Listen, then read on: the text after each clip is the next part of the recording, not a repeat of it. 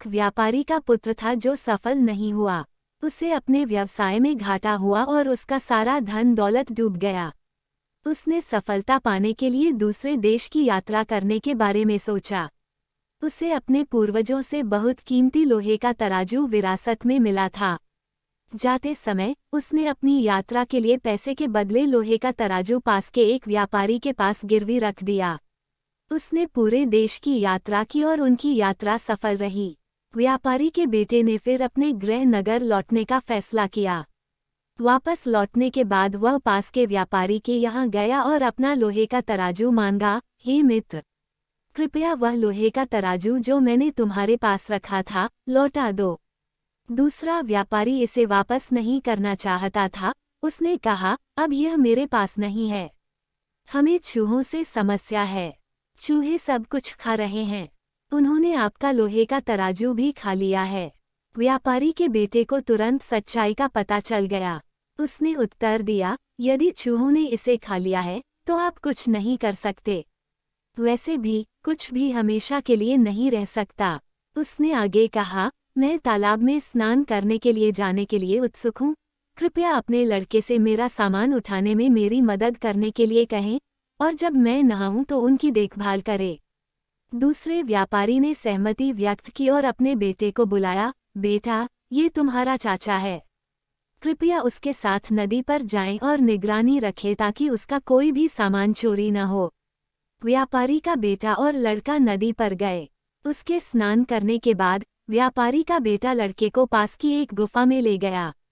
उसने लड़के को गुफा के भीतर रखा और गुफा के प्रवेश द्वार को एक बड़ी चट्टान से बंद कर दिया। फिर वह दूसरे व्यापारी के यहाँ लौट आया। जब दूसरे व्यापारी ने अपने मित्र को अकेले लौटते देखा तो पूछा, मेरा लड़का कहाँ है? अकेले क्यों आए हो? व्यापारी के बेटे ने उत्तर दिया, मुझे आप पर दया आती है।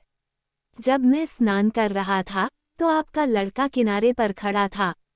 तभी ऊपर से उड़ता हुआ एक राजहंस नीचे आया और आपके लड़के को अपने पंजों में दबा कर ले गया। मैं कुछ नहीं कर सका। ये सुनकर दूसरा व्यापारी क्रोधित हो गया। उसने कहा, तुम झूठे हो। एक राजहंस कभी भी अपने जैसे बड़े लड़के को अपने पंजों में नहीं उठा सकता।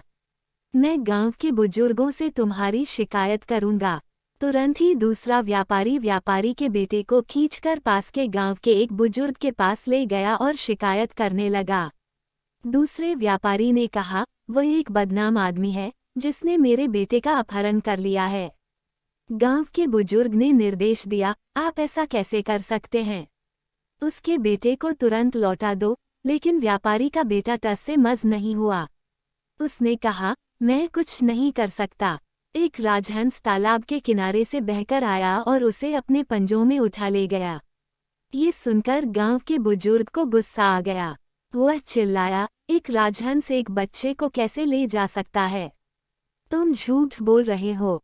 व्यापारी के बेटे ने उत्तर दिया, सर, जिस शहर में चूहे लोहा खाते हैं वहां राजहंस एक बच्चे को क्यों नहीं पाल सकता? ये सुनकर गांव का बुजुर्ग आश्चर्यचकित रह गया। चूहा लोहा कहाँ खाता है? आप जो कह रहे हैं उसका क्या मतलब है? कृपया अपनी बात स्पष्ट रूप से बताएं।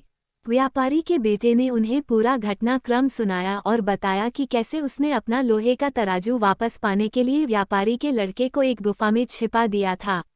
जब गांव के बुजुर्ग और वहां भीड़ में मौजूद सभी लोगों ने कहानी सुनी तो वे हंसने लगे।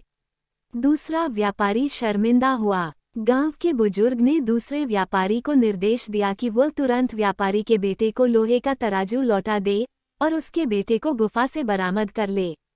कभी कभी हमें कुछ लोगों के साथ जैसे को तैसा नीति अपनानी पड़ती है, तभी सामने वाले लोग समझते हैं जैसे को तैसा जीवन की सर्वोत्तम नीति है।